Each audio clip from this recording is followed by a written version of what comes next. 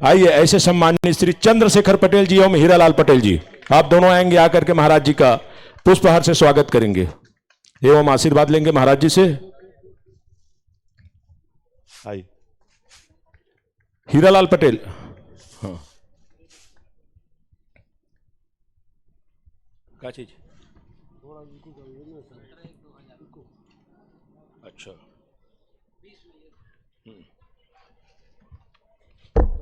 उसके बाद मैं बहुत ही सम्मानपूर्वक बुलाना चाहूंगा हमारे ग्राम निर्माण योजना ट्रस्ट के अध्यक्ष सम्माननीय दिलेश्वर सिंह छत्री जी, जो बहुत दिन से प्रयासरत थे कि महाराज जी का पदार्पण यहां हो जाए करके निश्चित तौर पर आपका प्रयास, आपका तपस्या आज रंग लाई और गुरुदेव भगवान का यहां पदार्पण। उसके बाद साथ ही साथ बुलाना चाहूंगा जानकी छत्री जी, आपसे भी निवेदन, आइए जानकी छत्री जी, मिट्ठूलाल कश्यप जी, हमारे बहुत ही सम्माननीय श्री भैया शालिक राम वर्मा जी, आपसे भी निवेदन, आएंगे आकर के महाराज जी का पुष्पहार से स्वागत कर आशीर्वाद लेंगे। हमारे गुरुकुल के आचार्य जी हैं चंपेश पटेल जी, आइए। उसके बाद स्वागत के कड़ी को आगे बढ़ाते हुए बुलाना चाहूंगा भीखम सिंह जी, आप भी आइए सहपरिवार बनिया वाले, आपसे निवेदन, आइए। आपके साथ में जो आए उसको बुला सकते हैं। इधर से आते जाएं, एक साइड से उतरते जाएं, एक तरफ से आते जाएं, एक तरफ से उतरते जाएं, दोनों तरफ सीढ़ी बनी हुई है। उसके बाद बुलाना चाहूंगा फनेंद्र पटेल जी परसदा,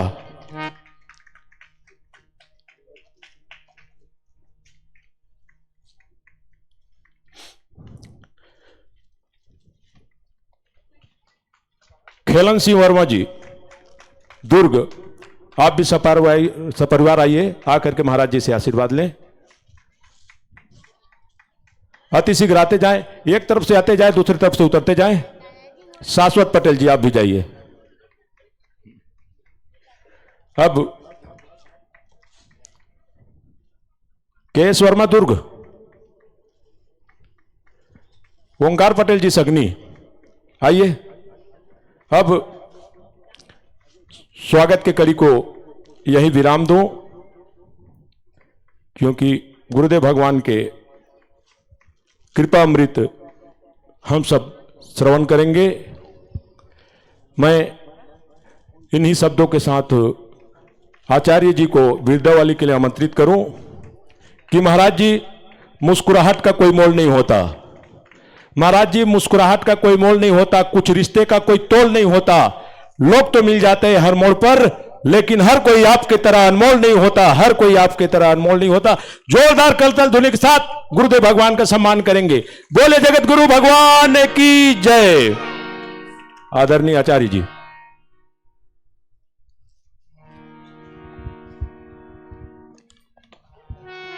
श्री सीतानाथ समारंभां श्री रामानंदार्य मध्यमाम् अस्मदाचार्य पर्यन्तां वंदे श्री गुरु परंपराम्। ऐनतान्त निर्मल पोतान्तःकरणोः महात्मानः परिषदस्योः निखल विद्याकलाप पारावार पारदृष्टारः सनातन धर्म परिपालन तत्पराः हिंदु धर्म धारक धौर्याः विशिष्टाद्वैत सिद्धांत परिपालन तत्पराः सर्वे प्रपत्तेरधिकारिणो मताः इति भगवतवाक्य प्रचार प्रसार संलग्नाः श्रीरामानन्दां मताधराः शास्त्राल्लोहडं तत्पराः श्रीमज्जगद्गुरुः रामानन्दाचार्याः श्रीकामद्गिरिपीठाधीश्वराः अनन्तः श्रीविभूषित पूज्यपादारविन्दाः स्वामी श्रीरामस्वरूपाचार्याः महाराजाः विजयन्तेतराम् विजयन्तेतराम् विजयन्तेतराम्। बोलिए श्रीमज्जगद्गुरु रामानंदाचार्य भगवान की, सद्गुरुदेव भगवान की।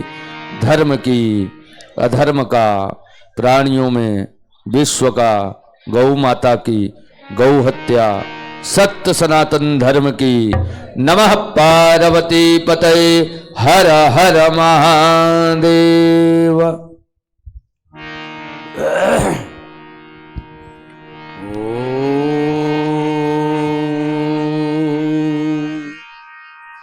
नमः परमहंसास्वादि चरणकमलचिन्मकरन्दाय भक्तजनमानसनिवासाय श्रीरामचन्द्राय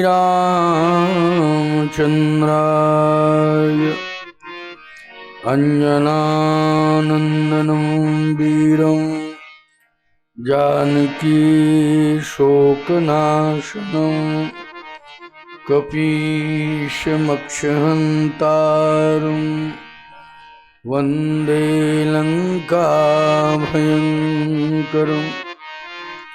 सीतानाथसमारम्भां श्यामानन्दार्यमध्यमाम् अस्मदाचार्यपर्यन्तां वन्दे श्रीगुरुपरम्पराम्।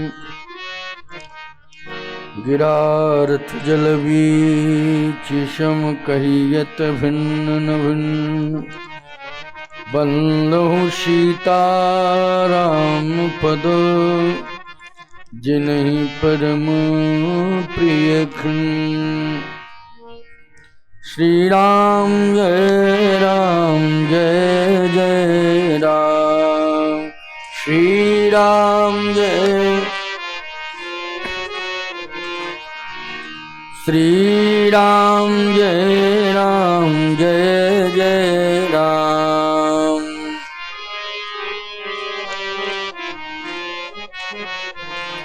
ओम श्री राम जय जय राम। श्री ओम संकट मोचन जय हनुमान, संकट मोचन। ओम श्री राम जय जय राम।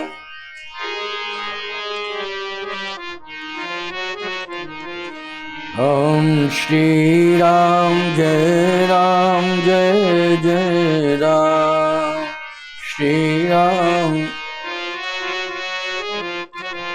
बोलिए यज्ञ नारायण भगवान की, श्री अयोध्यानाथ भगवान की, श्री कामदानाथ भगवान की, श्री जगन्नाथ भगवान की जय जय सीताराम। परमाराध्य स्वयं प्रभु श्री सीतानाथ भगवान इस दिव्य आनंद धाम आश्रम में विराजमान समस्त देव प्रतिमाओं को मैं नमन करता हूँ। यज्ञ नारायण भगवान के साथ साथ हमारे मिथिला धाम से पधारे हुए परम श्रद्धेय परम सम्माननीय मैथिल शक्य पीठाधीश्वर श्री जगतगुरु द्वाराचार्य तन तुलसी पीठाधीश्वर स्वामी श्री विष्णुदेवाचार्य जी महाराज, धीरेन्द्राचार्य जी, रामप्रियदास जी एवं अन्यान्य सभी संत एवं प्रवक्तागण, उपस्थित श्रद्धालुजन, श्रद्धामयी माता एवं बहनों, इस आश्रम के सभी सहयोगी सज्जन वृंद एवं समिति के पदाधिकारीगण, आप अभी बड़ा ही सुंदर दिव्य सारगर्भित प्रवचन स्वामी जी से श्रवण कर रहे थे। मिथिला तो ऐसी भूमि है जहाँ पर भक्ति और मुक्ति दोनों ही प्रकट हुए हैं। मिथिला में आप रहेंगे तो भक्ति भी मिलेगी और अंतिम श्वास निकल जाए तो मुक्ति भी मिलेगी। अच्छा, यदि आप मिथिला नहीं जा पाए तो फिर दूर पड़ता है। तो मिथिला से किसी को आप बुला लीजिए, उस संत का दर्शन कर लीजिए, तो भक्ति अवश्य मिल जाती है और मुक्ति भी। हमारे ऐसे स्वामी विष्णु देवाचार्य जी महाराज मिथिला से आए, आप नहीं पहुंच पाए तो आपने मिथिला से बुला लिया तो दर्शन हो गया। अब चिंता मत करना, ना भक्ति की चिंता करनी है ना मुक्ति की चिंता करनी है। ये आश्रम स्वामी श्री सुजानंद जी महाराज के परम प्रयास से संस्थापित हुआ। उनका प्रयास था कि इस क्षेत्रवासियों को संस्कार मिले आश्रम के माध्यम से। तो विद्यालय भी चल रहा है और उस विद्यालय का अर्थ है कि सुसंस्कारित छात्र हों, और वही छात्र केवल छत्तीसगढ़ तक संस्कारों के केंद्र बिंदु न बने, बल्कि वो संपूर्ण भारतवर्ष में संस्कारों की संस्थापना करें। इस आश्रम से संदेश जाना चाहिए। निश्चित रूप से आश्रम में जो विद्यालय चल रहा है उसका हमें सहयोग करना चाहिए। ये वार्षिकोत्सव जो परंपरागत चला आ रहा है, इस उत्सव के प्रति तो उत्साह होना ही चाहिए, लेकिन विद्यालय के प्रति हमारा समर्पण होना चाहिए और विद्यालय चलता रहे और उसका विकास होता रहे, छात्रों की संख्या बढ़ती रहे। इसके लिए हमें तन मन धन से सहयोग करते रहना चाहिए। ऐसा नहीं है कितने ही लोग बैठे हैं जो मेरी बात को सुन रहे हैं सोशल मीडिया के माध्यम से, ये बात बहुत दूर दूर तक जा रही है। आपके जिले तक नहीं, छत्तीसगढ़ राज्य तक नहीं, कई राज्यों में, पूरी दुनिया में। हो सकता है नर सहस्त्र मह सुनो पुरारी, कोई को होए धर्म व्रतधारी। किसी के मन में ये बात आ जाए कि नहीं, हमें उस आश्रम में पहुंचना चाहिए और वहां की गतिविधियों को समझना चाहिए, देखना चाहिए और सहयोग करना चाहिए। जैसे अभी अभी दानवीरों का नाम आपने लिया, तो आखिर ये प्रेरणा से ही तो हो रहा है। अभी मैं भंडारे का निरीक्षण करने गया था, बहुत सुंदर व्यवस्था दी गई। अभी मैंने कमरों का 2 कमरों का उद्घाटन किया, बहुत अच्छा दिव्य निर्माण हुआ है। कम से कम संतों विद्वानों मनीषियों के ठहरने की उत्तम व्यवस्था हो गई है ना। नहीं तो यही विचार करना पड़ता था, कहाँ ठहरावें, किधर रोकें, क्या करें। अच्छा प्रबंध हुआ। उन दानवीरों को मैं हृदय से बहुत बहुत साधुवाद भी देता हूं, आशीर्वाद भी देता हूं। अच्छा कार्य किया है, अच्छे कार्यों की प्रशंसा होनी चाहिए।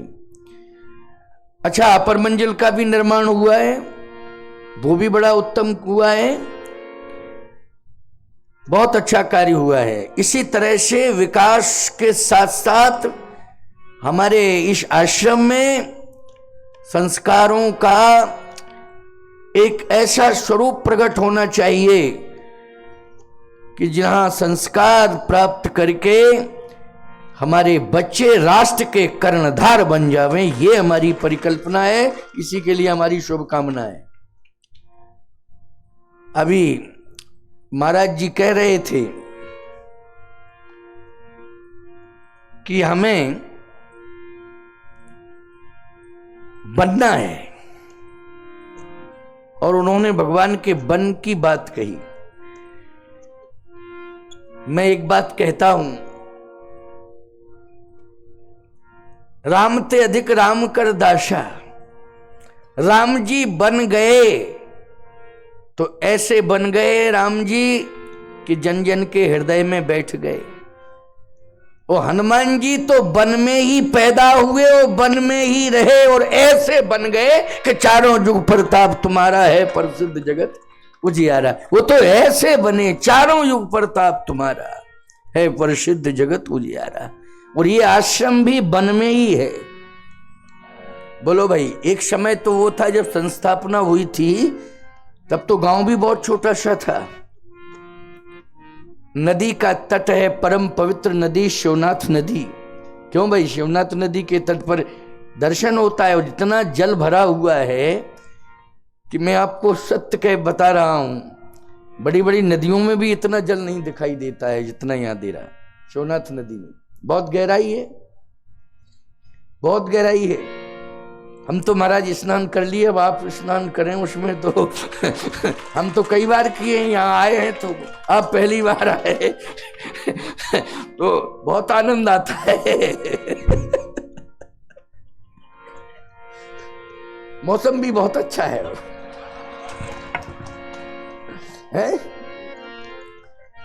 और महाराज एक बात बताऊं, ये मौसम जो है मुक्ति देने में बहुत सहयोग करता है। हाँ, तो ऐसा वन में ये आश्रम है और आज भी भले ही विकास हो रहा है, ग्रामों का हो रहा हो, सड़कों का हो रहा हो, लेकिन फिर भी अभी भी वन में ही है। बहुत ज्यादा कोई गांव यहां नजदीक नहीं है, सगनी भी दूर ही है, थोड़ा सा 500 मीटर 700 मीटर की दूरी तो होनी चाहिए। क्यों भाई, होनी चाहिए कि नहीं सगनी की? और इस तरह से सिचुएशन है कि गांव इतनी जल्दी जुड़ भी नहीं सकता, क्योंकि उधर के आ नहीं सकते हैं और इधर के बढ़ नहीं सकते भाई। उधर के आ नहीं सकते, इधर के बढ़ नहीं सकते। भौगोलिक दृष्टि से भी देखा जाए तो ये बहुत ही सुरक्षित जगह पर बना हुआ है आश्रम, बहुत अच्छा है। राम जी को सबसे बड़े और सबसे प्रिय और सबसे बड़े तपस्वी, चाहे सेवक कहो, चाहे पुत्र कहो, और चाहे राम जी के प्राण कहो, हनुमान जी वन में ही मिले। कहां मिले? भवन में नहीं मिले। कहां मिले? वन में। लक्ष्मण प्राण दाता, तो ईमानदारी के साथ बताओ, लक्ष्मण के प्राण हनुमान जी ने बचाए। लक्ष्मण के प्राण नहीं बचते तो राम जी के प्राण भी नहीं बचते। लक्ष्मण जी के प्राण के साथ ही राम जी अपना प्राण त्याग देते। तो राम जी के प्राण भी हैं हनुमान जी, सेवक भी हैं हनुमान जी, और हनुमान जी महाराज सबसे श्रेष्ठ संत भी हैं, संतों की कोटि में। और हनुमान जी महाराज इतने बड़े परम प्रतापी हैं कि हर युग में प्रभु श्री राम के यश की पताका हाथ में लिए हैं और फहरा रहे। चाहे जो युग आवे, श्री राम जी की यश पताका फहराने में कोई भी बाधा उत्पन्न करेगा तो याद रखना वो मर जाएगा। लेकिन हनुमान जी महाराज के कारण भगवान की यश पताका कभी धूमिल हो ही नहीं सकती है, हमेशा फहराती रहेगी। और राम जी का प्रताप जैसे चारों युगों में हनुमान जी महाराज का प्रभाव है, वैसे ही हनुमान जी के हृदय में निरंतर निवास करने वाले श्री सीताराम जी का परम प्रताप रहेगा ही रहेगा। हनुमान जी राम जी के बिना नहीं रह सकते हैं और राम जी की कथा के बिना नहीं रह सकते। ना तो राम जी के बिना रह सकते हैं, ना राम जी की कथा के बिना रह सकते हैं। इसलिए प्रभु राम हृदय में हैं, एक पल एक क्षण भी अलग नहीं रहना चाहते हैं। बोलो भाई, तभी तो है। कहां है? हृदय में। मैं एक बात कहता हूं कि एक एक भक्ति भगवान ने सबको दी और 9 भक्ति का उपदेश जो है शबरी जी को दे दिया। लेकिन हनुमान जी को तो जितनी भी भक्तियां हैं सब हनुमान जी को मिल गई। जैसे विमल भक्ति की चर्चा होती है तो केवट का नाम आ जाता है। विमल भक्ति का अर्थ है निर्मल भक्ति। हनुमान जी के अंदर है कि नहीं? बोलो, विमल भक्ति है कि नहीं? आप कहोगे कैसे? गोस्वामी जी कहते निज तन प्रगट प्रीति उर्छाई, तब रघुपति उठाई उरलावा।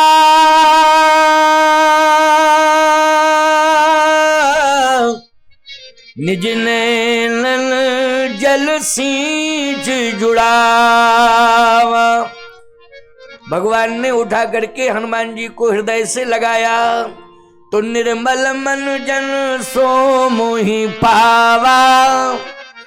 मोहि कपट छल छिद्र न भावा। प्रमाण मिला, निर्मल भक्ति के प्रभाव से ही भगवान प्राप्त होते हैं और स्वीकार भी करते हैं। तो हनुमान जी को हृदय से लगा लिया, इसका मतलब है ये विमल भक्ति हो गई।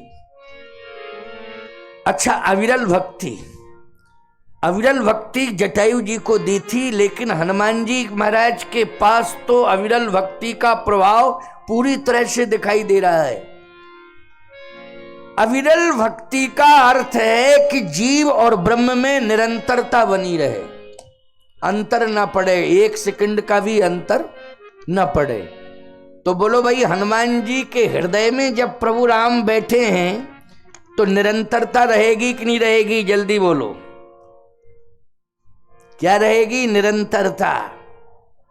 जब हृदय के अंदर बैठे हुए हैं प्रभु राम, तो एक पल एक क्षण के लिए भी हनुमान जी प्रभु से अलग नहीं है। ये अविरलता बनी है, निरंतरता बनी है।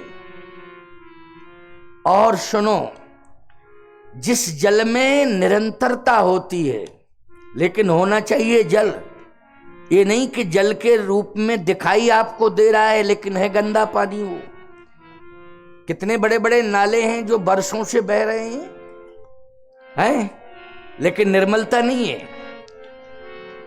आप बड़े बड़े शहरों में जाइए तो ऐसे नाले हैं कि जिनमें हाथी डूब जाएगा। महाराज बोलो, डूब जाएगा कि नहीं?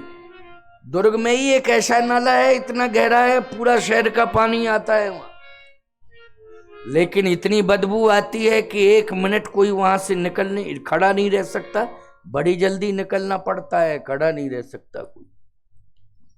तो इसका मतलब ये थोड़ी है कि जल ज्यादा है या प्रवाहित हो रहा है, वो जल के रूप में दिखाई दे रहा, वो जल नहीं है, क्योंकि पवित्रता नहीं है, वो तो एक सड़ा गला पानी। जल कौन है?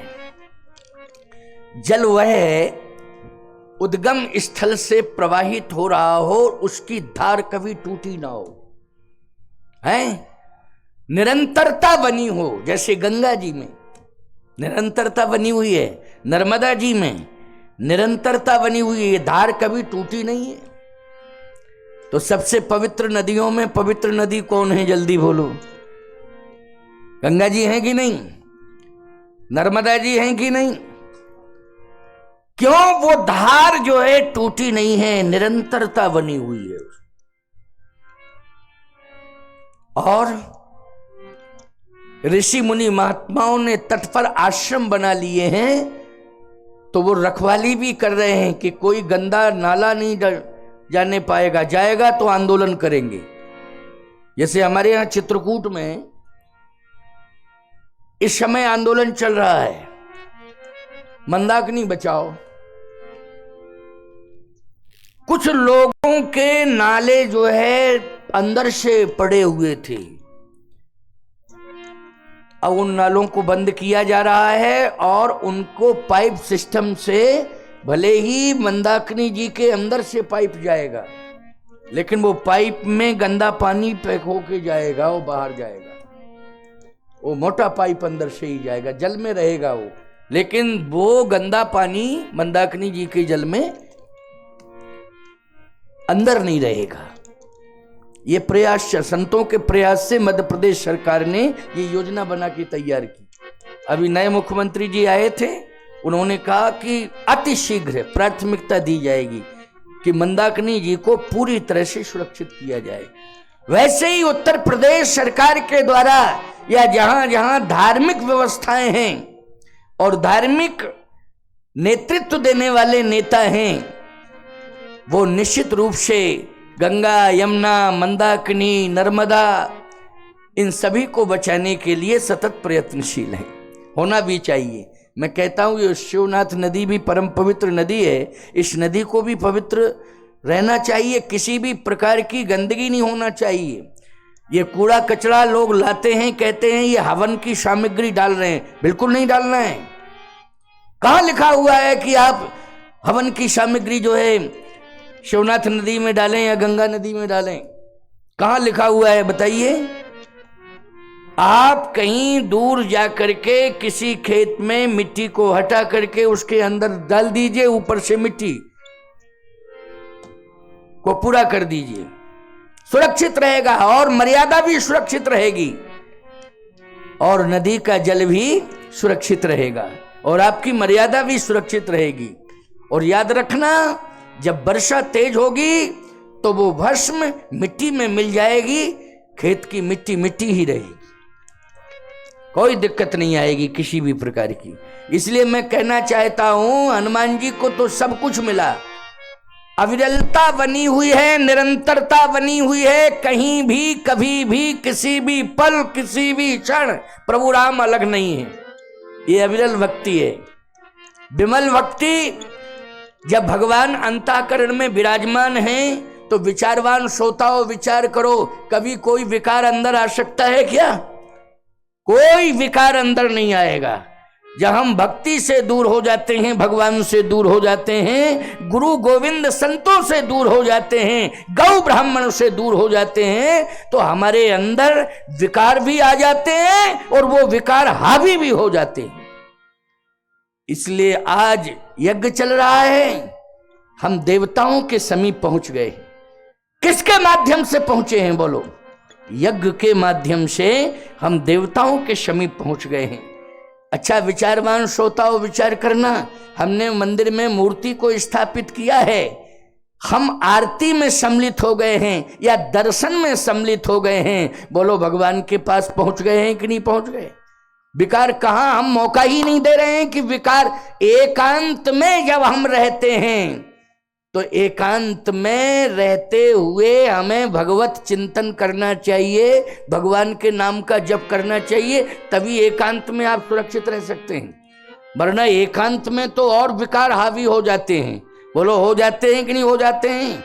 एकांत में तो और जल्दी विकार हावी होते हैं। इसलिए एकांत में रहो तो भगवान का नाम जपो, और नहीं तो हमेशा अच्छा ही अच्छा कार्य करना चाहिए, उसमें सहयोगी और सहभागी बनना चाहिए। घर के अंदर रहो और कुछ नहीं, रामायण रखो, रामायण को पढ़ो, और कुछ नहीं करना, रामायण को रखो, रामचरितमानस को, और रामचरितमानस को पढ़ो, परिवार के लोग पढ़ें, पवित्र विचार रहेंगे।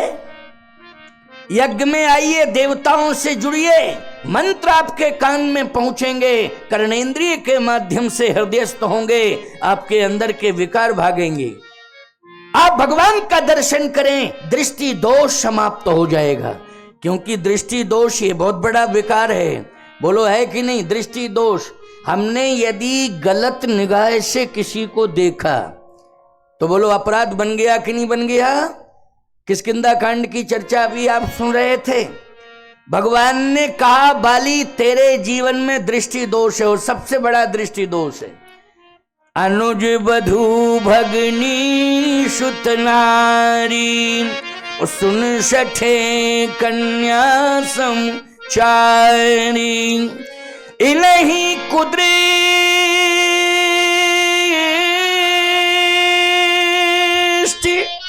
विलोकत जोई,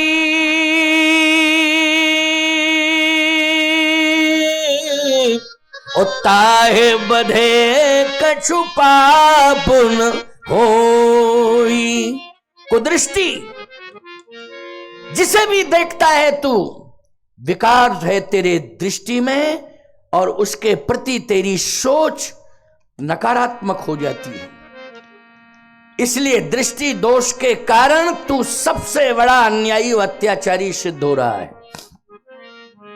मैं एक बात कहता हूं, अगर हम भगवान का दर्शन करें, संतों का दर्शन करें, ग्रंथों को पढ़ें, तो हमारी दृष्टि का दोष हटेगा कि नहीं हटेगा?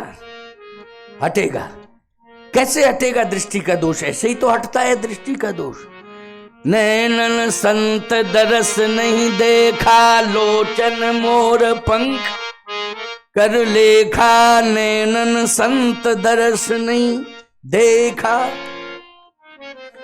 दृष्टि दोष होगा तो बेटी को हम नहीं पहचान पाएंगे, दृष्टि दोष होगा हम बहन को नहीं पहचान पाएंगे, दृष्टि दोष होगा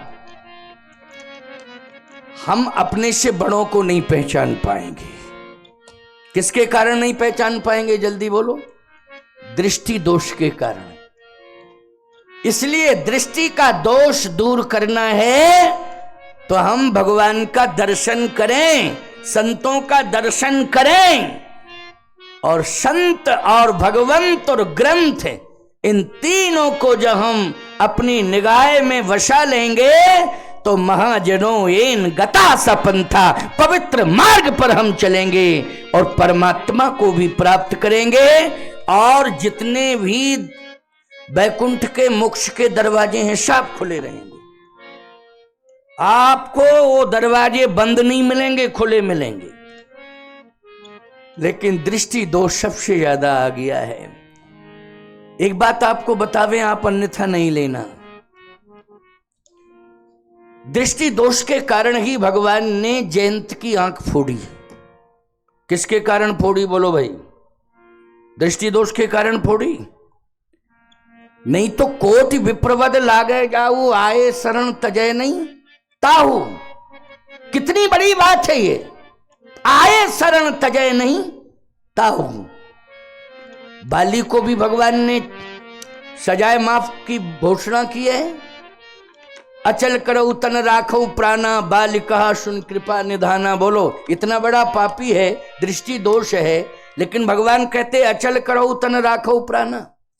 आंख फोड़ने की बात होती तो बाली की आंख फोड़ देते। क्यों? दृष्टि दोष तो बाली के जीवन में इन्हीं कुदृष्टि बिलोकत, जो ही ताह बधे कछु पाप न होई। तो विचारवान श्रोताओं विचार करना, दृष्टि दोष बाली के जीवन में था तो भगवान आंखी फोड़ देते। भले ही सजाए मौत की बात नहीं करते, लेकिन नेत्र फोड़ देते। लेकिन बाली को तो सजाए माफ कर रहे हैं, और जयंत को एक सजा दे रहे हैं। एक नयन कर तजेऊ भवानी, एक नयन कर तजेऊ भवानी। जबकि भगवान शंकर कह रहे हैं कीन मोह बस द्रोह, कीन मोह बस द्रोह। जतपित ही कर बध उचित,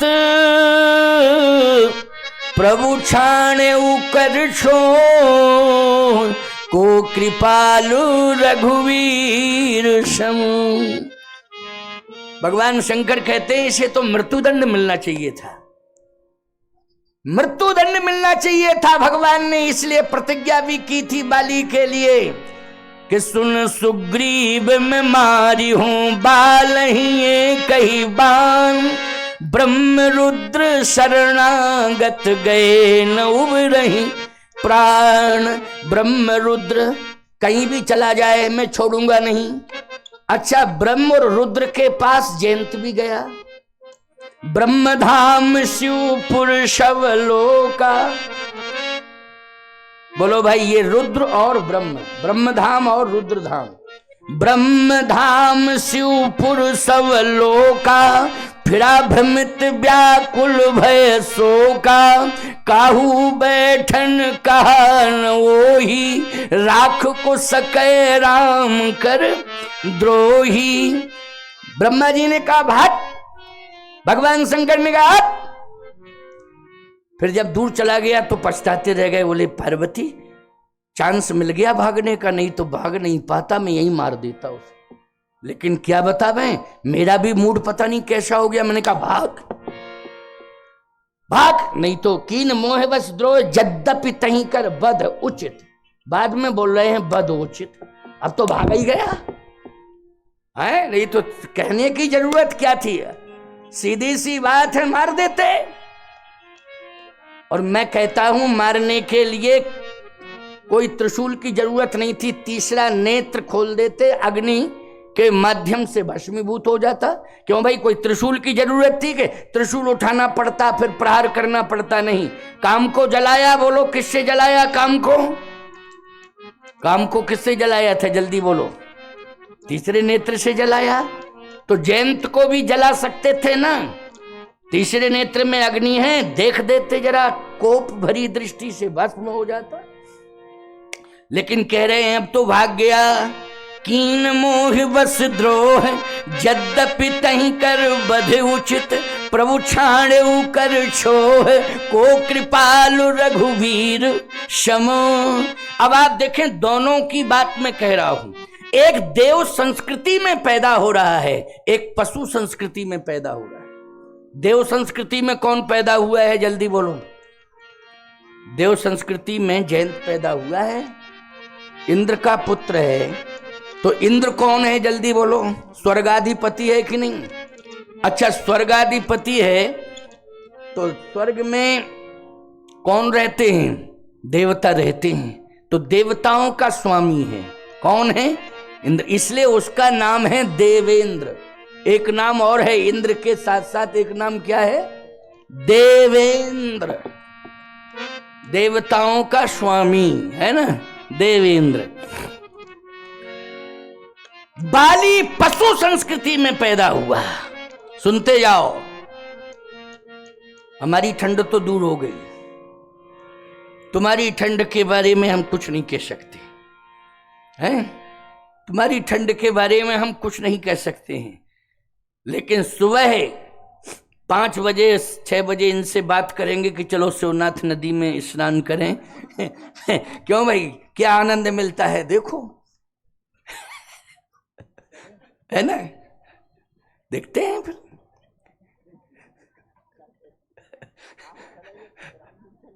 भाई देखो, आपने स्नान कर लिया तो हम मान लेंगे हमने भी स्नान कर लिया है। एक ही बात है भाई, आपने कर लिया तो हमने कर लिया, एक ही बात है, कोई बात ही नहीं। क्यों भाई, है नहीं? इसलिए देखता हूं अभी आनंद, फिर रात में क्या समझौता होता है। समझौता भी हो सकता है, कोई ऐसी बात नहीं है, लेकिन आनंद लो। और मौसम खराब है यद्यपि, लेकिन 4:45 5:35 हुए हैं। अभी 10-15 मिनट और बोलूंगा, इसके बाद विश्राम कर दूंगा। 6 बज जाएगा। बहुत बड़ी बात है, इतनी ठंडी में, मौसम की प्रतिकूलता में 6 बजना, ये बड़ी बात है। और आपके धैर्य की परीक्षा है, बहुत बड़ी परीक्षा है आपके धैर्य की। ऐसी कंडीशन में तो कथा हो ही नहीं पाती है। अच्छा, कोई तैयार भी हो जाए कथा कहने के लिए, सुनने वाला तैयार नहीं होता है। क्यों है? अच्छा, खूब कहो कथा सुनो, कथा सुनने आए थे महाराज, मरने नहीं आए थे। कल देखेंगे, कल देखेंगे। तो सीधी सी बात ये कि आप इस तरह से स्तब्ध भाव से बैठे हुए हैं कि आपको मौसम के बारे में कोई ध्यान ही नहीं है, ध्यान ही नहीं है। लेकिन हमें ध्यान देना पड़ेगा, इसलिए आओ बड़े प्रेम से अंतिम बात सुनो। पशु संस्कृति और देव संस्कृति में बहुत अंतर है। मैं कहता हूं, जब मनुष्य कोई कार्य गलत करता है तो लोग कहते हैं ये पशु है। जब मनुष्य ही कोई कार्य गलत करने लगता है तो लोग उसके मुंह पर कह देते हैं कि तू देखने में मनुष्य लग रहा है तो पशु, तेरा आचरण पशुओं जैसा है। इसका मतलब है कि पशु जो है संबंध नहीं मानते हैं। बोलो, मानते हैं क्या पशु संबंध? मैं एक बात कहना चाहता हूं, पशु, गाय ने बछड़े को जन्म दिया, वात्सल्य कुछ वर्षों तक रहता है। क्यों भाई, रहता है कि नहीं रहता है? इसके बाद क्या बड़ा हो जाता है बछड़ा, पहचानता है कि ये मेरी मां है? जल्दी बोलो, जल्दी बोलो, पहचानता है कि ये मेरी मां है? जब तक उसे बोध नहीं है तभी तक वो मां मान रहा है, और मां भी कह रही है जब तक ये सेल्फ नहीं हो जाएगा तब तक मैं इसकी सुरक्षा करूंगी। क्यों भाई? लेकिन जब वही बड़ा हो जाता है, उसे स्वयं अपनी चिंता होने लगती है कि मैं भूखा हूं, किसी खेत में जाकर के ग्रास का चयन कर लूंगा, किसी जलाशय, नदी, सरोवर, तालाब में जाकर के मैं प्यासा हूं, पानी पी लूंगा, प्यास बुझा लूंगा। बोलो भाई, उसे खाने पीने का तो ध्यान रहता है, लेकिन ये पहचान नहीं रहती है कि ये मेरी मां है। मैं बहुत स्वस्थ बात कह रहा हूं, समझ में बात आ रही है कि नहीं? ये बहुत स्वस्थ बात है। क्यों? क्योंकि वो पशु संस्कृति में पैदा हुआ है। किस संस्कृति में पैदा हुआ है? पशु संस्कृति। यद्यपि गाय पशु नहीं है, लेकिन पशु संस्कृति में उसका जन्म हुआ है। बोलो, कौन सी संस्कृति में जन्म हुआ? जल्दी बोलो। पशु संस्कृति में जन्म हुआ है। बोलो, हुआ है कि नहीं? तो क्या मानोगे? जल्दी बोलो। पशु संस्कृति में जन्म हुआ है, इसलिए हम कहते हैं कि गाय को राष्ट्रीय पशु घोषित होना चाहिए। तो राष्ट्रीय लेकिन घोषित क्या होना चाहिए? पशु घोषित होना चाहिए। क्यों? यही मांग चल रही है कि नहीं चल रही है? जल्दी बोलो। गाय को हम क्या घोषित कराना चाहते हैं? जल्दी बोलो। राष्ट्रीय पशु घोषित कराना चाहते हैं, जिससे गाय के ऊपर कोई अनाचार, अत्याचार न कर सके।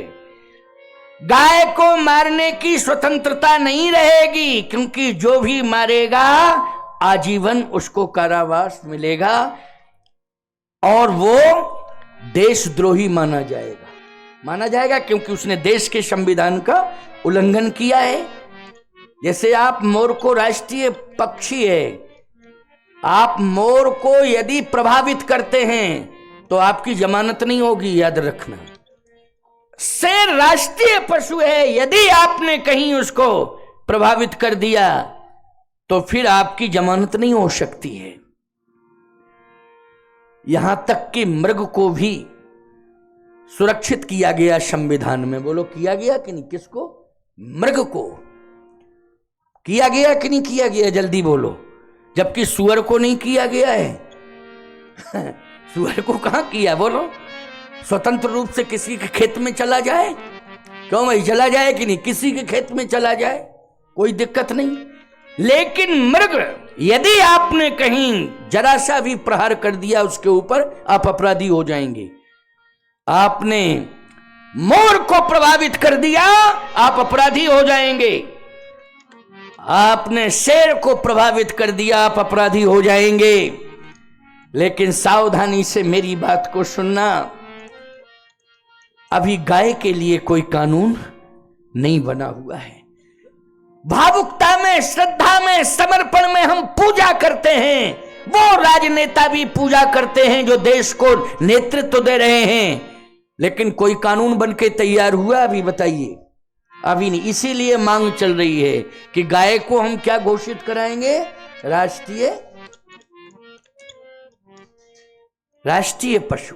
और राष्ट्रीय पशु में भी राष्ट्र माता क्या होना चाहिए? राष्ट्र माता। वैसे तो जगत की माता है वो, बोलो है कि नहीं? लेकिन कम से कम हमारे राष्ट्र में ही माता का दर्जा मिल जाए। किसका दर्जा मिल जाए? माता का दर्जा मिल जाए। जैसे भारत माता, यदि तिरंगे झंडे का कोई अपमान करता है तो राष्ट्रद्रोही माना जाएगा। बोलो, माना जाएगा कि नहीं माना जाएगा? तिरंगे झंडे और वंदे मातरम यदि कोई नहीं कहेगा तो देशद्रोही माना जाएगा। ऐसे ही वंदे मातरम तो हम लोगों को चाहिए, और सरकार को चाहिए, केंद्र सरकार को हर राज्य में ये कानून बन जाना चाहिए। भारत में वंदे धेनु मातरम, जैसे वंदे मातरम हम भारत माता के लिए कहते हैं, वैसे वंदे धेनु मातरम गौ माता के लिए भी हमें यही समर्पण करना पड़ेगा। और गाय के सम्मान के लिए हमें आज राष्ट्र माता के रूप में घोषित करना पड़ेगा। राष्ट्र माता अगर हम घोषित नहीं करते हैं तो बहुत बड़ी गलती करने जा रहे हैं, हमसे गलती हो रही है। आज पशु संस्कृति में अपना प्रभाव दिखाई दे जाता है। क्या कि ये आचरण कैसा है? बोले पशुवत आचरण है। बोलो दिखाई दे जाता है कि नहीं? लेकिन देवता कोई ऐसी गलती करे तो बोलो भाई अफसोस की बात है कि नहीं? अफसोस की बात है। मैं कहता हूं कि कोई इंसान अगर पशु का आचरण करता है तो लोग यही कह देते हैं कि दोष है, आ गया, क्या करोगे। लेकिन देवता अगर गलती करे, जैसे सामान्य मनुष्य योनि में पैदा होने वाला प्राणी गलती करे, अब हम महात्मा भी मनुष्य योनि में पैदा हुए हैं, अगर हम लोग गलती करेंगे तो बोलो आश्चर्य की बात हो जाएगी कि नहीं हो जाएगी? कि ये तो महात्मा है, महात्मा क्या हम इनको भगवान मानते, परमात्मा मानते, ये गलती कर रहे, ये अफसोस की बात है। अनाचारी व्यक्ति यदि अपराध करता है तो सोचने की ज्यादा जरूरत नहीं है, और सदाचारी व्यक्ति यदि अपराध करता है तो बहुत बड़े अफसोस की बात है। बोलो है अफसोस की बात कि नहीं? घर के अंदर यदि कोई दोष पाया जाता है तो कोई बात नहीं है, इसलिए नहीं है कि क्या करें महाराज, 2-4 बच्चे हैं, एक पिता के विपुल कुमारा, पृथक पृथक गुणशील अचारा, गलतियां हो गई, सब एक जैसे बच्चे तो नहीं हो सकते। बोलो यह कह करके हम लोग एक प्रकार से पटाक्षेप कर देते हैं। बोलो कर देते हैं कि नहीं? लेकिन मंदिर के अंदर चाहे 10 महात्मा रह रहे हों, चाहे 20 महात्मा, चाहे 50 महात्मा रह रहे हों, हम ये नहीं कह सकते हैं वहां के एक पिता के, एक गुरु के विपुल कुमारा, पृथक पृथक गुणशील आचारा। बोलो ये कह सकते क्या हम कि एक गुरु के 100 शिष्य हैं, अलग अलग व्यवहार? नहीं नहीं नहीं, चाहे 100 हो, चाहे 200 हो, चाहे 500 हो, चाहे 1000 हो, उनको हमारी एक परंपरा में रहना पड़ेगा। और यदि वो परंपरा में नहीं रहते हैं तो याद रखना उनका निष्कासन किया जाएगा। तो मैं कहना ये चाहता हूं कि अगर पशु संस्कृति में पैदा होने वाला बाली के जीवन में दृष्टि दोष आया तो भगवान क्या कह रहे हैं? अगर तुम गलती मान रहे हो, अगर तुम स्वीकार कर रहे हो कि मुझसे पाप हुआ है तो मैं तुम्हें क्षमा कर रहा हूं, क्योंकि अब पुनरावृत्ति मत करना, अब पापों को दोहराना नहीं। अचल करहु तन राखहु प्राणा, बाली कहा सुन कृपा निधान। जन्म जन्म मुनि जतन कराही, अंतराम कही आवत नहीं। महाराज मैं कभी जीवन में गलती नहीं करूंगा और यह भी नहीं चाह रहा हूं कि आप मुझे वैकुंठ भेज दो।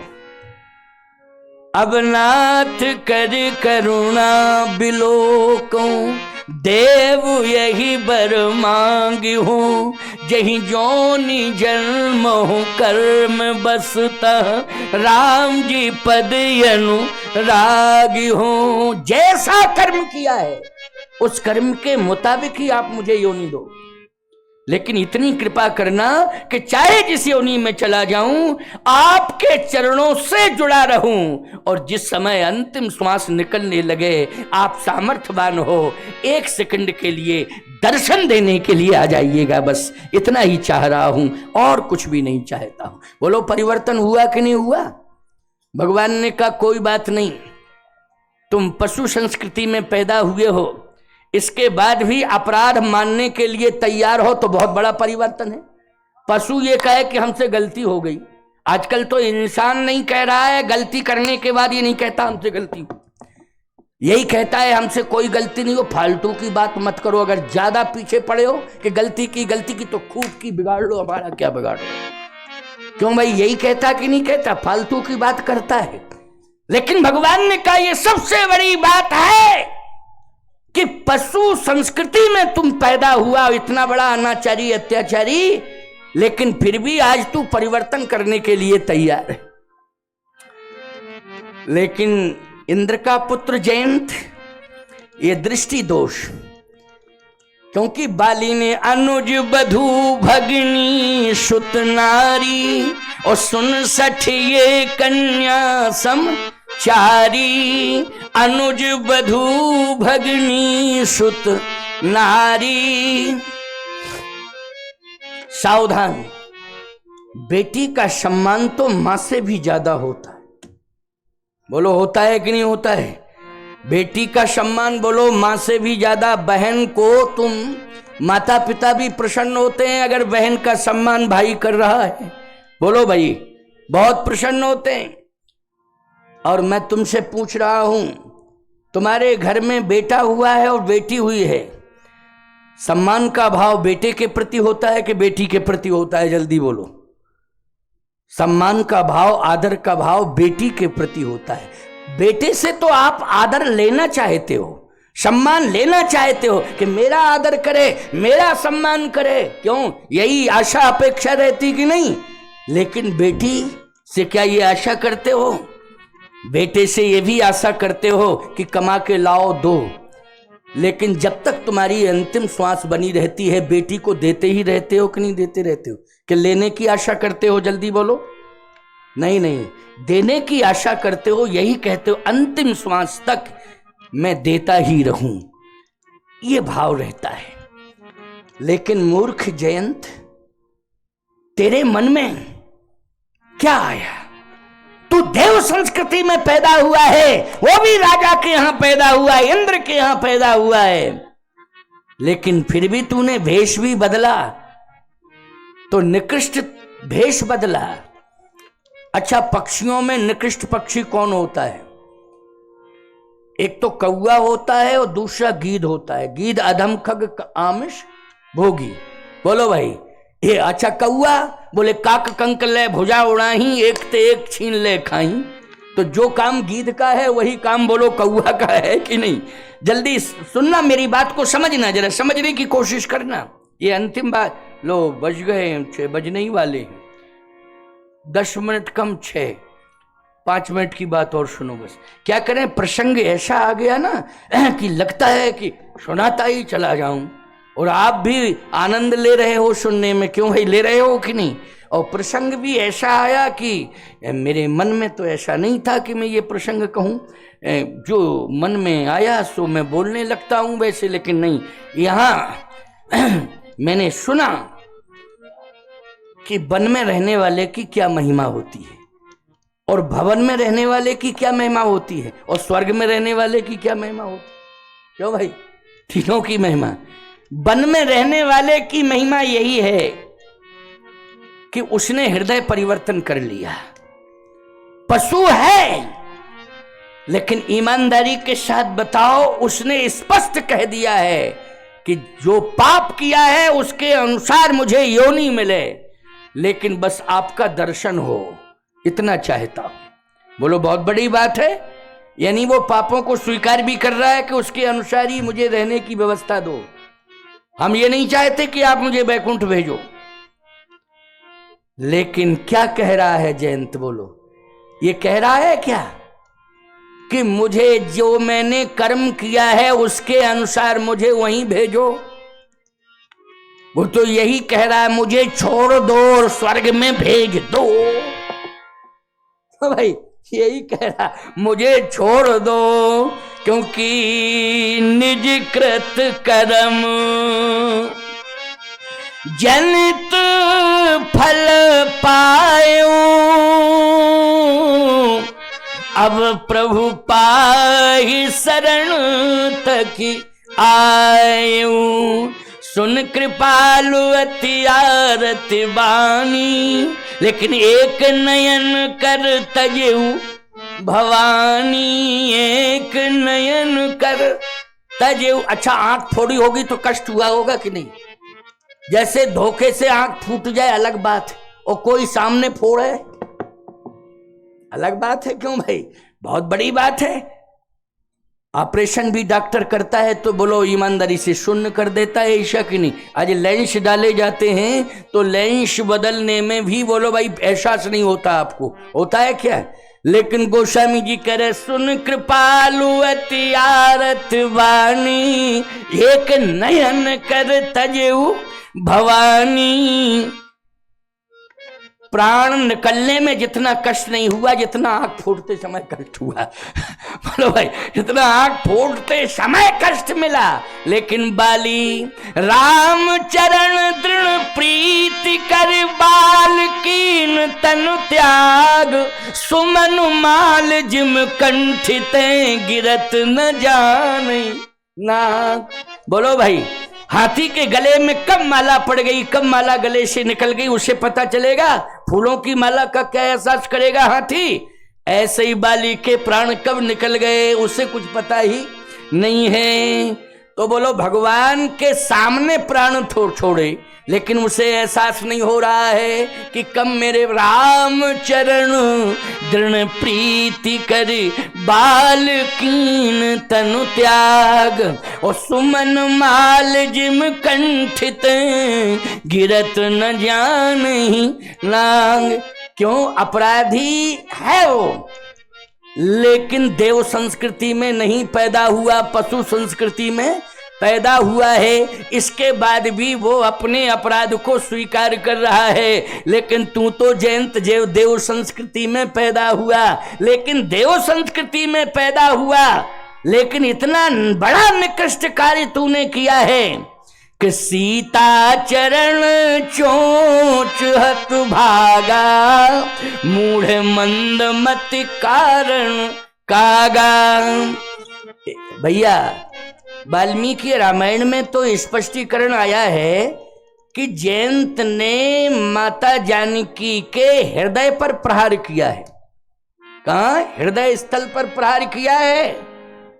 समझ रहे हो कि नहीं? बोलो, ये निकृष्टता है कि नहीं? ये सबसे बड़ी निकृष्टता है। और कौआ बन के प्रहार किया है। मैं एक बात बताऊं, कौआ जो है भोजन पर प्रहार करता है। बोलो, करता है प्रहार कि नहीं? कहां पर? भोजन पर प्रहार करता है। अच्छा, जिंदा आदमी के ऊपर कौआ प्रहार करता है कभी? बता दो जरा। मुर्दा पड़ा हो तो प्रहार करता है कौआ। अच्छा, किसी के ऊपर तो बैठ सकता है कौआ, लेकिन टोकड़ नहीं मार सकता। क्यों भाई? अच्छा, इतने लोग बैठे, अनुभव की बात बताओ, कौआ ने कभी टोकड़ मारी? सबने कहा नहीं मारी। बोलो, नहीं मारी ना। हां, पशु अगर जिंदा है और जिंदा है लेकिन वो रोगों से ग्रसित है और कहीं किसी पशु के किसी अंग पर घाव बन गया है तो वहां जरूर वो प्रहार कर देता है। गलत कह रहा हूं? जल्दी बोलो। वो प्रहार कर देता है। लेकिन इंसान चाहे जितना बीमार पड़ा हो और चाहे जितना फोड़ा फुंसी का घाव हो, कभी कौए ने नहीं मारी टोकर। मारी हो तो बता दो जरा। अच्छा, क्षेत्र में पता लगा के कल बता देना, मुझे परसों तक बता देना, तो मैं इस बात को स्वीकार कर लूंगा कि हाँ तुम लोग ठीक कह रहे हो, कोई दिक्कत की बात नहीं। लेकिन ये पक्षी नहीं है, कौआ नहीं है, ये उसका निकृष्ट स्वरूप है। जैसे निकृष्ट सोच होती है ना, निकृष्ट विचारधारा, बोलो होती है कि नहीं होती है? शरीर तो पुण्यात्मा और पापात्मा का एक ही जैसा देखने में लगता है। बोलो, पुण्यात्मा की नाक आगे है तो पापात्मा की पीछे है क्या? बता दो जरा कि ये पहचान है। देखो, पापात्मा है, नाक पीछे लगी है। पुण्यात्मा की आंखें आगे हैं, पापात्मा की आंखें पीछे हैं। बोलो भाई, पुण्यात्मा पापात्मा के अंग प्रत्यंग बोलो भाई एक ही जैसे हैं कि नहीं? लेकिन विचारधारा में अंतर है। इसी प्रकार से ये पक्षी क्या है, ये कौआ क्या है, ये तो निकृष्ट सोच वाला है। इसलिए इसको भोजन से कोई मतलब नहीं है, इसको आहार से कोई मतलब नहीं है, इसको तो अनाचार से मतलब है। इसलिए सीता चरण चोंच हत भागा, मूढ़ मंद मत कारण कागा, चला रुधिर रघुनायक जाना, सीख धनुष सायक संधाना। पक्षी ही बनना था और चौंचाई वाला बनना था तो हंस बन जाता। हंस के भी तो चोंच होती है। क्यों भाई, हंस के क्या होती है, जल्दी बोलो। चोंच होती है। हंस पक्षी होता है कि नहीं होता है, जल्दी बोलो। रहता कहां है, मानसरोवर में। चुनता क्या है, मोती। क्यों भाई, मोती चुनता। उसकी चोंच किस पर रहती है, जल्दी बोलो। है पक्षी, लेकिन मोती के अलावा कहीं उसकी चोंच रहती नहीं। मोती के अलावा उसकी निगाह कहीं रहती नहीं। अगर इसको पक्षी ही बनना था तो हंस बन जाता। लेकिन कौआ क्यों बना? क्योंकि विचारधारा गलत है। बोलो भाई, विचारधारा क्या है, गलत है। गलत सोच लेकर के आया। भगवान ने कहा वो पशु है, राक्षस है, सरेआम अनाचार अत्याचार करने वाला है। लेकिन मैं इसलिए उसे क्षमा कर रहा हूं क्योंकि उसने अपनी गलतियों को स्वीकार कर लिया है। लेकिन देवताओं के पास रहता है, देवताओं के राजा का बेटा है, स्वर्ग में रहता है, देव संस्कृति में जन्म हुआ, इसके बाद निकृष्ट कार्य किया है। तो जाओ, मैं प्राण तो नहीं ले रहा हूं लेकिन पनिशमेंट दे रहा हूं। और ऐसा पनिशमेंट दे रहा हूं कि दृष्टि दोष आया है तो मैं दृष्टि, अगर दोष आया है तो आंखें तो दो हैं लेकिन एक आंख को मैं फोड़ रहा हूं। किसी ने कहा दो ही फोड़ देते तो क्या दिक्कत थी, एक फोड़, दो ही फोड़ देते। दृष्टि दोष एक आंख में होता है कि दो में होता है, बोलो। दोनों में होता है। इसके दृष्टि दो हैं लेकिन दोष एक में है। क्या? एक आंख से इसने अपनी मां को तो मां के रूप में देखा है, सची को। कोई अपराध नहीं किया, सची के साथ किया हो तो बताओ। इसने एक आंख से अपनी मां को मां के रूप में देखा है, लेकिन दूसरी आंख से दूसरे की मां को मां के रूप में नहीं देखा। तो बोलो, दृष्टि दोष आया। जिस आंख में दोष आया भगवान ने उसी को फोड़ दिया। जिसमें दोष, आंख में दोष था, उसी को फोड़ दिया। अब आंख फूट गई। 6 बज गए। क्यों भाई, 6 बज गए। कल सुनाएंगे, अच्छा है ना। आज इतना ही, कल सुनना, क्योंकि 6 बज चुका है। देखो भाई, कितना सुनाएंगे आखिर। तुम लोग हटने का मन नहीं ले रहे, हम ही हटे जाते हम ही हटे जाते। इसलिए आनंद लो, कीर्तन करो। कीर्तन करने के बाद में फिर कल और परसों 2 दिन शेष बचे हैं। पर्याप्त समय मिलेगा आपको, पर्याप्त सुनाया जाएगा। आनंद लेना, विशेष रूप से आनंद लेना। वैसे लगभग 1 घंटे तो हो ही गया ना। हाँ, कोई कोताही उताही नहीं की मैंने बोलने में, है ना। 1 घंटा आपने भी आनंद से श्रवण किया। और भगवान चाहेंगे कल मौसम खुल जाएगा। ठाकुर जी की लीला है, भगवान के भरोसे कह रहा हूँ, कोई मैं अपने भरोसे नहीं, भगवान के हनुमान जी चाहेंगे और ठाकुर जी चाहेंगे तो कल मौसम साफ हो जाएगा। साफ हो गया तो लोगों को आने में सहूलियत पड़ेगी। और यहाँ काफी मात्रा में श्रोता आते थे, मैंने तो देखा है ना। मेरी कथा हुई है, पूरे श्रोताओं का तो यहाँ अंबार लगा रहता था। लेकिन मौसम की खराबी के कारण प्रभावित हुआ है ये मंच। कोई बात नहीं, ये किसी के बश की बात नहीं। कोई जानता था कि इस तारीख में मौसम खराब होगा? बता दो भाई, कोई जानता था क्या? और इस समय मौसम खराब होता ही नहीं था। होता था तो 1 आध दिन 2 दिन होता था। इस साल ऐसा हुआ कि लगातार 20 दिन से मौसम खराब ही खराब चल रहा है। इसलिए प्रकृति है, प्रकृति अपना क्या स्वरूप कैसे धारण कर रही है, क्या प्रभाव दिखा रही है, हमारे अपने हाथ में नहीं है। लेकिन भगवान से प्रार्थना करेंगे कि कल मौसम को साफ रखें, अधिक से अधिक लोग आवें, कथा श्रवण करें और इस कार्यक्रम को सफल बनाएं। आइए 2 बार भगवान के नाम का कीर्तन कर लो। कल जो है तीर्थराज प्रयाग से जगत गुरु रामानुजाचार्य स्वामी श्री घनश्यामाचार्य जी महाराज इस मंच पर रहेंगे कल। इसलिए एक विशेष संत का दर्शन आपको और होगा। तो संत तो आ रहे हैं, अब प्रयाग से चले आ रहे हैं तुम्हारे यहाँ, बोलो। प्रयाग से चले आ रहे हैं और तुम घर से ना आओ तो दिक्कत की बात है। ये संत आ रहे हैं, क्या ये फालतू हैं? नहीं नहीं, सब आश्रमधारी हैं, सबकी अपनी अपनी व्यस्तताएं हैं, लेकिन नहीं, कहीं ना कहीं आनंद धाम सगनी आश्रम और संतों से प्रेम नेम व्यवहार और यहाँ की समिति का व्यवहार, इसके कारण प्रभावित होकर के संत आ रहे हैं। तो कल जो है वो भी आ जाएंगे इस मंच पर, उनका भी प्रवचन आपको श्रवण करने को मिलेगा। और आप सब विशेष रूप से सभी लोगों से कहिए जा जा करके, आप आज तो दूरभाष की व्यवस्था है ना, मोबाइल फोन सबके पास है, जाने की जरूरत नहीं है, नंबर डायल करना है, आइए। बहुत अच्छा सम्मेलन हो रहा है, संत सम्मेलन हो रहा है, सभी संतों का दर्शन, आचार्यों का दर्शन, बहुत सुंदर कथाएं सुनने को मिल रही हैं। इस तरह से सूचना पहुंचाइए और सभी को जो है यहाँ लाइए। और कल भगवान की कृपा से मौसम अनुकूल रहना चाहिए और रात्रि में प्रार्थना करेंगे भगवान से, है ना। सुबह तक आपको परिवर्तन कुछ समझ में आएगा ही। आओ 2 बार भगवान का नाम ले लो, इसके बाद कीर्तन, इसके बाद आरती होगी। श्री राम जय जय राम, श्री राम जय राम, श्री राम जय जय राम, श्री राम जय राम।